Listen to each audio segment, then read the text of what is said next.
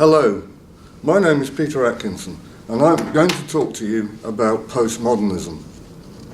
I'm going to talk to you about postmodernism in the context of business and management research. Of course, the term postmodernism is used in many different contexts, and in different contexts it tends to mean slightly different things. So I'm going to focus just on the business and management context and looking at this as a research paradigm. Typically, in the business and management context, researchers tend to think in terms of there being two main paradigms. There's the positivist paradigm, which tends to collect quantitative data and analyse it using statistical methods.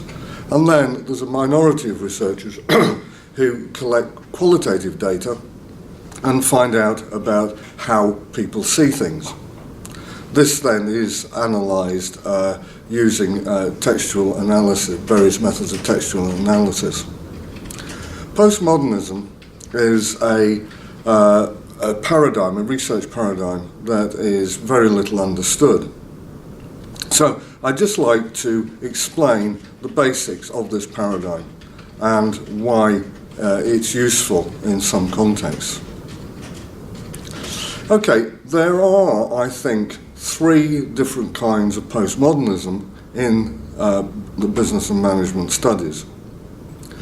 These are philosophical postmodernism, critical postmodernism, and historical postmodernism. Philosophical postmodernism tends to have a lot to do with post-structuralist ways of thinking and is associated with such thinkers as Derrida and Foucault.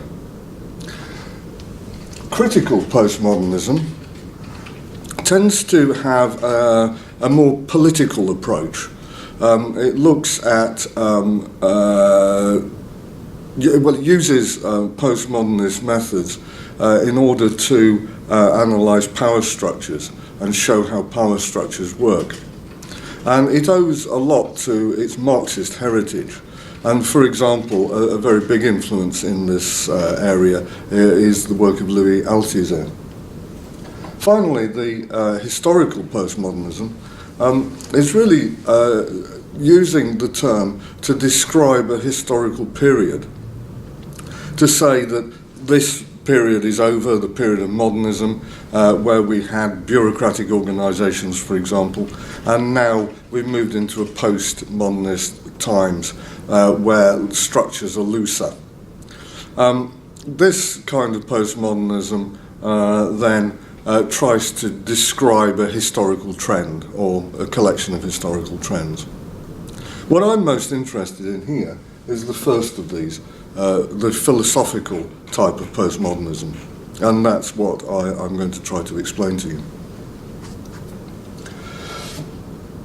In order to understand what postmodernism is, I'm going to kind of really simplify things and give you almost a caricature view of things. Whereas in the modernist view, which includes the usual paradigms of positivism and interpretivism, there is an assumption that the world is as we perceive it. So we directly perceive the world. So I see a table, a pen, and that is how it is. Postmodernism actually doesn't accept that. It seems obvious and it seems like it's something that we should accept, but postmodernism doesn't accept it.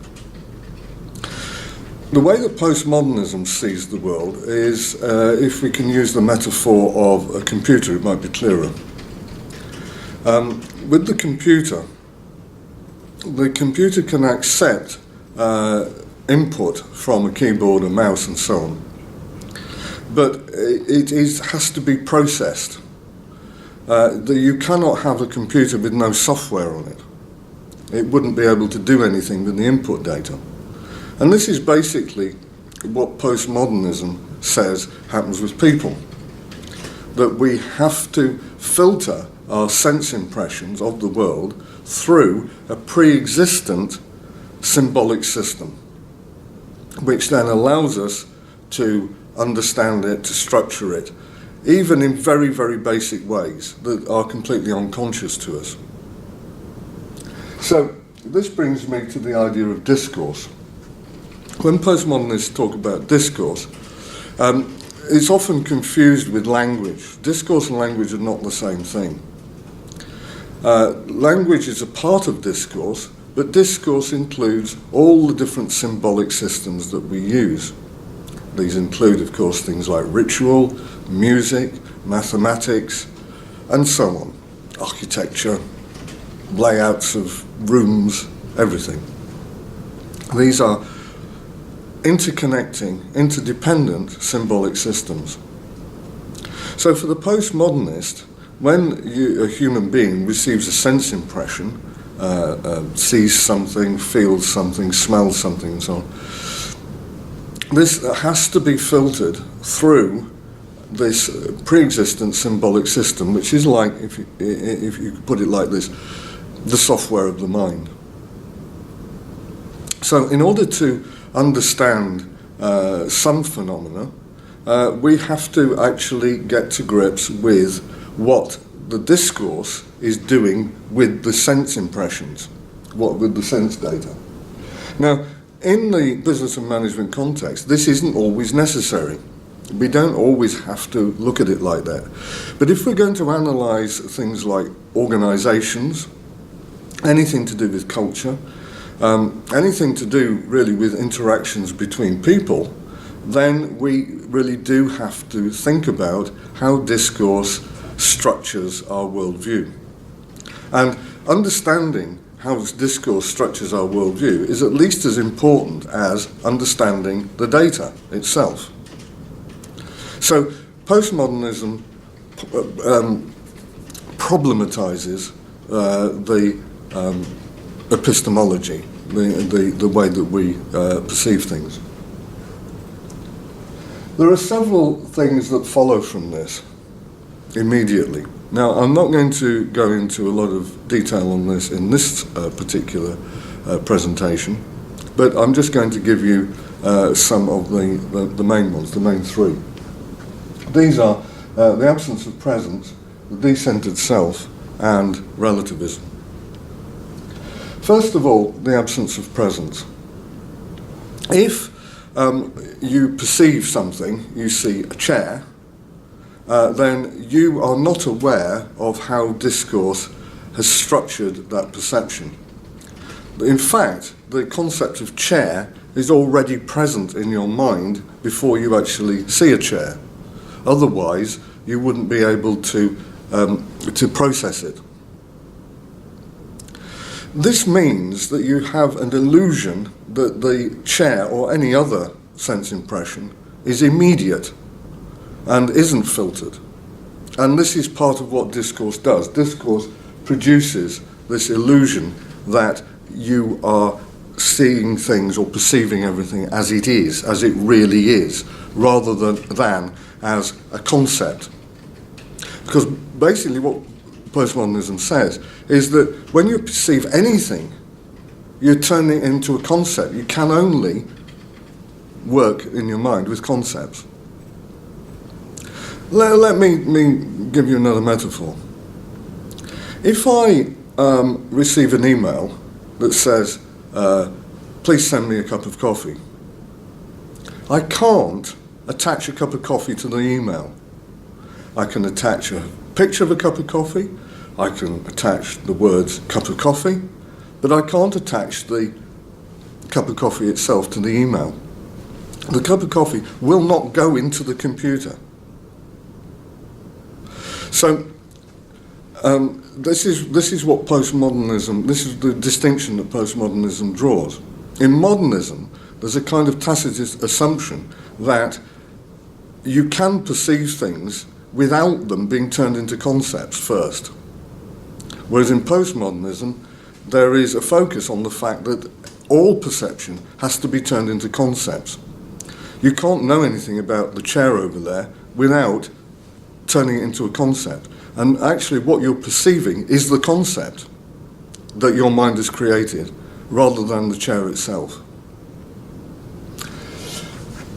This absence of presence also applies to yourself, because you are a physiological item. You are an object in space and time.